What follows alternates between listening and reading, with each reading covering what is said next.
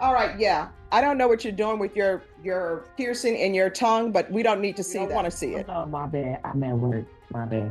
All right, we don't do my bads here. We just don't do it. All right, so Miss, you need to be out of that bed and you're not dressed appropriately for Zoom. All right, so you're gonna have to speak up. Nobody can hear you. I think it's just what I'm on. But yes, you can hear me? Yes, slapping somebody who has dementias and Alzheimer's. This is just somebody that somebody just hired off the street and said, hey, you have a high school diploma. You want to receive minimum wage to take care of people that nobody else maybe wants to take care of. And this is where we end up. This entitled defendant is in court for assaulting an elderly woman who suffers from dementia and Alzheimer's, and things spiral quickly. She strolls inflicting her tongue piercing like it's all a joke, and judge would immediately calls her out. The situation only gets worse. At her next appearance, she shows up half-dressed, straight out of bed, treating court like it's nothing more than a casual errand. What makes it even more outrageous is that this isn't a minor traffic case. She's facing a charge that could carry up to 20 years in prison, yet she's acting like she's ordering coffee at Starbucks. You can practically feel the judge's patience vanish as she keeps pushing forward with that smug, careless attitude. What do you think? Does this kind of behavior deserve prison time? Or should it just be probation? Let's dive in. Miss Janisha Walton, if you want to appear on Zoom, you're going to need to have your video and you need to unmute. All right, yeah. I don't know what you're doing with your piercing in your tongue, but we don't need to see that. I want to see it. Oh, my bad. I'm at work. My bad. All right, we don't do my bads here. We just don't do it. So if you want to continue to appear by Zoom, you need to appear appropriately dressed, and nobody wants to see you fiddling with your tongue piercing. All right, you're going to be back on June 2nd. And June 2nd, you can appear by Zoom, but if the court finds that you are not behaving appropriately Zoom, that will be suspended.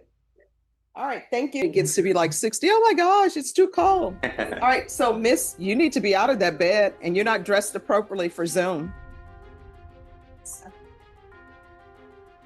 All right, you need to put on a jacket or something, Miss.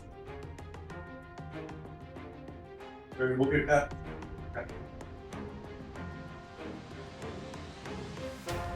All right, Miss, you need to put on a jacket or something. Oh, okay. You want me to call her and tell her?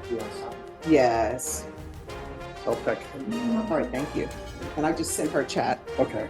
So if you just step to the side and I'll call you right back. And is this going to be an agreement or jury trial? It's going to be an agreement. All right, so if y'all will get the paperwork ready. I have several courts to be in today. Could we do this on another day? I've got. I mean, we're here, she's here. Okay, and we can do it via, I believe she's in Chicago, if I'm not Yes. mistaken, if it's Illinois. All right, That's so. fine. I can text you when the paperwork's ready. Okay. All right, so I'm going to put you in the waiting room and they'll get the paperwork sent to you. Ms. Ferguson will need your email and her email. All right, thank you. Yes, Judge, we went through the paperwork earlier, so she's all set. No, she needs to be sworn in. Okay. And if you go in that breakout room, the clerk will let you know if they have all the paperwork or if there's some issue. Okay. Please do not leave the room until someone requests you leave the room. I know I'm trying to get back and join that room, but I don't know how to get back in. Another room so it could pop up on your screen. And it's now room number 2. And are you Miss Walton?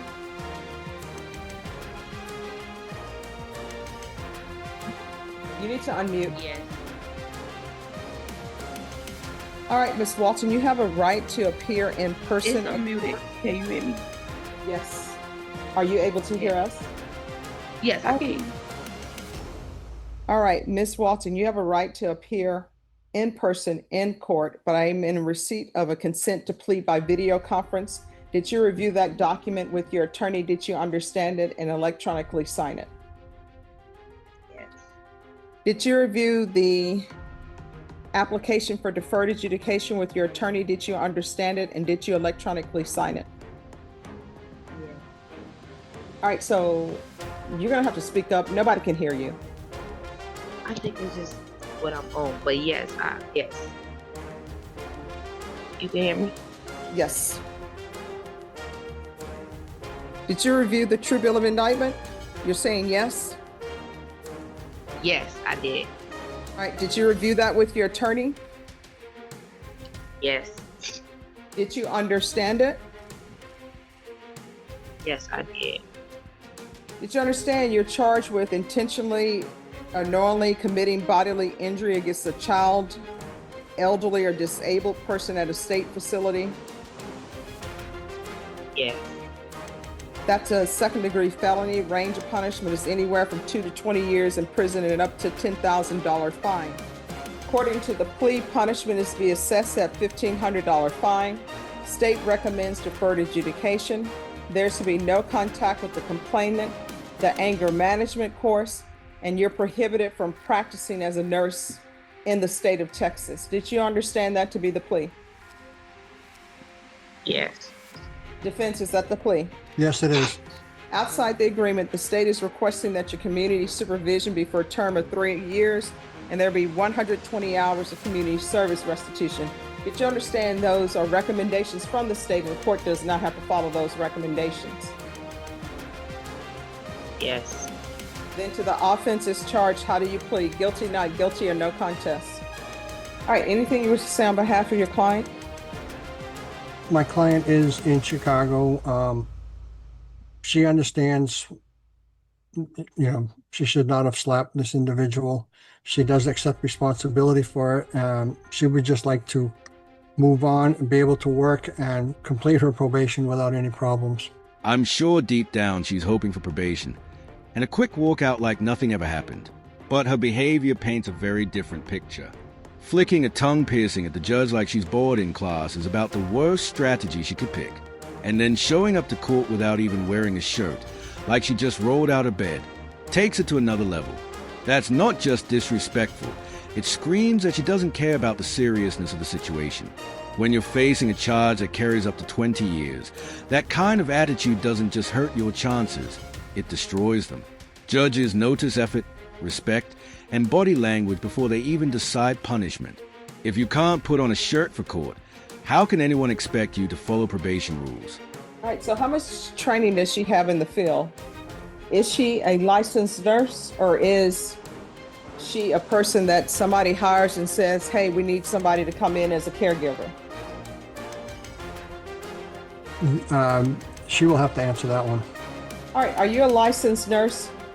No, I'm working towards getting my CNA.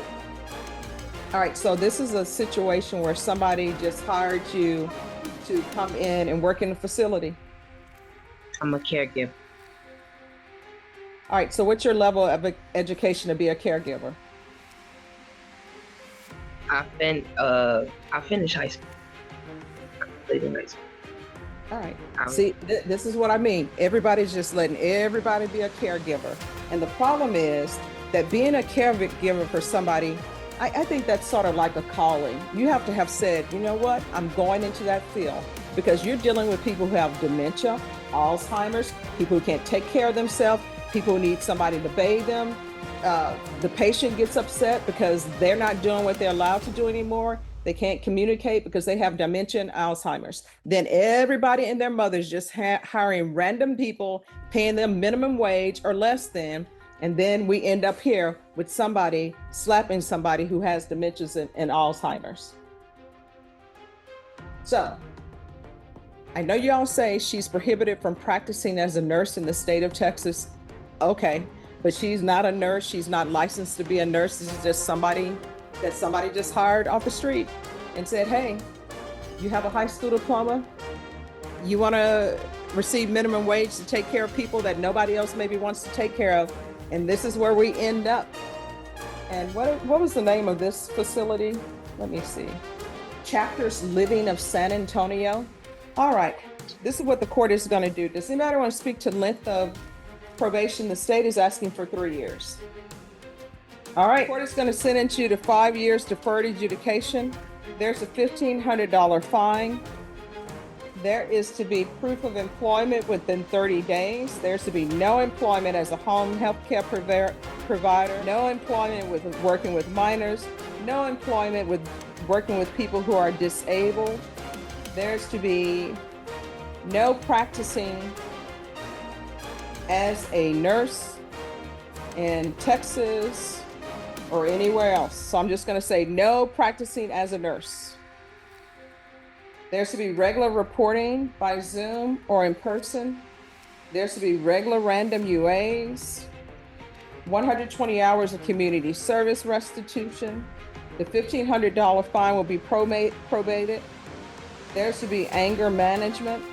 I'm ordering anger management because you all agreed to it, but it just appears that you were a person who should never have been working with someone in any type of facility or young children or people who have mental health issues. That's just not a field for you. Good luck to you. Don't take any more of these positions that requires you to have patience and that requires you to be with someone who has dementia, Alzheimer's, they're elderly, they need somebody to be kind and patient with them. You shouldn't work in those positions. Do you understand? Yes. And I do fault the company that hired you as well. The toughest part about cases like this is you really never know what someone is capable of until it's too late. On the outside, a person can seem totally normal, even kind, but behind closed doors, that anger and violence come out. That's what makes it so tricky, especially for businesses. Sure, they can run background checks, but unless there's a history of charges, it's nearly impossible to know who's truly safe and who isn't. Judge Boyd raised some valid points here, but at times it feels like she leans too heavily on blaming the system instead of focusing squarely on the individual. Because at the end of the day, no system made her attack an elderly woman with dementia. That was her choice, her decision. And then to show up in court half-dressed, as if none of it matters, just makes it hard to believe she'll ever change unless, oh, what do you think? Should more of the blame fall on the home care business for putting trust in the wrong person? Or is it entirely on her for choosing violence? Thanks so much for watching.